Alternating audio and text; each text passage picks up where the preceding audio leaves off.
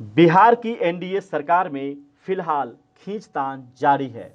यदि कहा जाए कि धीमी धीमी आंच से खिचड़ी पक रही है तो गलत नहीं होगा।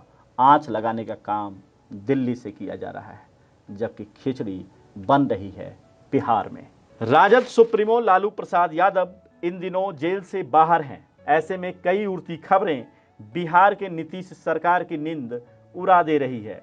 पिछले कुछ दिनों की बात करें तो बीजेपी एमएलसी टुन्ना पांडे द्वारा दिया गया बयान और शहाबुद्दीन के बेटे से उनकी मुलाकात, हम और वीआईपी पार्टी द्वारा दिए गए लगभग आधा दर्जन बयानों ने नीतीश की चिंता बढ़ा दी है। लग रहा है कि यदि मांझी और सहनी का मन बदला तो बड़ा उलटफेर संभव है। 35 वर्षों से पत्रकारिता कर रहे कन्हैया भेलारी ने सूत्रों के हवाले से जो खुलासा किया है, उससे निश्चित तौर पर नीतीश कुमार की बेचैनी बढ़ गई है। भेलारी ने कहा है कि गेम चेंजर लालू ने अपनी दांव खेल दी है। लालू प्रसाद ने मांझी और सहनी को संदेश भेज दिया है कि यदि सत्ता राजद के पास आती है तो हम और वीआईपी के सभी 4 विधायक को मंत्री बना दिया जाएगा। खबर यह भी है कि जीतन राम मांझी को मुख्यमंत्री बनने का भी प्रस्ताव लालू की ओर से मिल गया। सहनी के 3 विधायक ने तो हामी भी भर दी है, जबकि मांझी के द्वारा हां कहने का इंतजार है।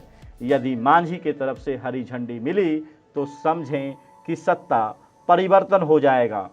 वहीं दूसरी खबर यह भी है कि चिराग पासवान को केंद्रीय कैबिनेट में जगह मिल सकती है, जिसे लेकर नीतीश बेचैन है, क्योंकि नीतीश इस बात को जानते हैं कि राजनीति में उनके 2 दुश्मन हैं, एक चिराग तो दूसरा बीजेपी, क्योंकि चिराग के कारण ही उनकी पार्टी तीसरे पायदान पर आ गई, जिसमें बीजेपी की सहभागिता रही है। ऐसे में यदि केंद्रीय कैबिनेट में चिराग को जगह मिलती है तो उस दिन जदयू और बीजेपी का ठिकाना अलग अलग हो जाएगा। ऐसे में नीतीश कहां जाएंगे, यह एक बड़ा सवाल है। सूत्र बताते हैं कि नीतीश भी इस मुद्दे पर अभी से ही सजग है और रास्ता बनाने की जुगाड़ में लग गए हैं, यानी अप्रत्यक्ष रूप से वह भी लालू के संपर्क में हैं। सियासत के करीबी सूत्र बताते हैं कि नीतीश ने लालू के पास प्रस्ताव रखा है कि न आपके परिवार से कोई मुख्यमंत्री बनेगा और न मैं कोई पासवान को मुख्यमंत्री बनाया जाए। लेकिन लालू ने पासवान की बात पर कहा, यह नहीं हो सकता क्योंकि मेरे पार्टी में कोई पासवान सीएम लायक नहीं है। लालू की ओर से राजपूत का नाम रखा गया है। राजपूत के तौर पर जिस शख्स का नाम रखा गया है वह लालू के सबसे वफादार सिपाही हैं, यानी उनकी आत्मा में लालू बसते हैं। फिलहाल यह नीतीश को मान्य नहीं है, जबकि लालू सवर्णों का दांव खेलना चाह रहे हैं। खिचड़ी चाहे जैसे भी पक रही हो, लेकिन यह सत्य है कि खिचड़ी पक रही है, बस डबकने का इंतजार है। जैसे जैसे खिचड़ी में चावल के दाने सीज रहे हैं, वैसे वैसे नीतीश बेचैन हो रहे हैं, क्योंकि राजनीति के game changer Lalu Prasad jail से बाहर हैं। जेपी आंदोलन के नेता रहे लालू प्रसाद के पास इंदिरा की इमरजेंसी के खिलाफ लाठी खाकर राजनीति में आगे बढ़ने का इतिहास है। सांप्रदायिक राजनीति को जवाब देने वाला देश भर में कोई चेहरा यदि अब भी माना जा रहा है तो वह लालू प्रसाद ही हैं। वे बीमार हैं, लेकिन इसकी धुरी हैं। लालू प्रसाद के गेम चेंजर होने की सबसे बड़ी वजह यह है कि वे यादवों के सर्वमान्य नेता हैं। लालू प्रसाद जिसको भी टिकट दे दें, यादव उसी को वोट देंगे। लोकसभा चुनाव में पाटलिपुत्रा सीट से रामकृपाल यादव की जीत या विधानसभा चुनाव में राबड़ी देवी की 2 सीटों पर हार अपवाद है। इस आबादी का वोट बैंक लगभग 16% है और यह लड़ने भिड़ने वाली जाति है।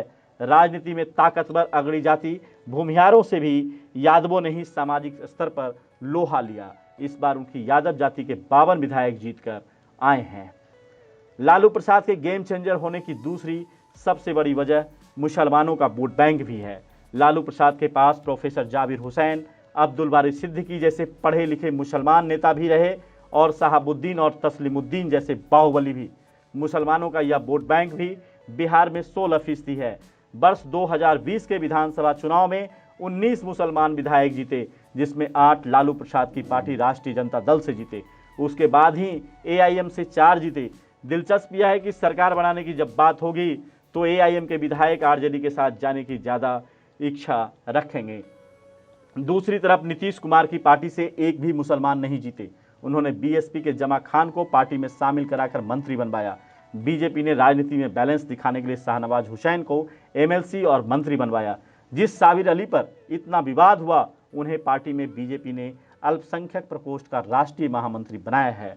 देखना बड़ा दिलचस्प होगा कि लालू के सामने नीतीश कुमार की सरकार कितने दिनों तक टिक पाएगी। हालांकि नीतीश कुमार भी प्रयासरत हैं कि किसी प्रकार एनडीए घटक दल में टूट ना हो, और यदि टूट हो भी तो सरकार उनके इशारे पर ही बने।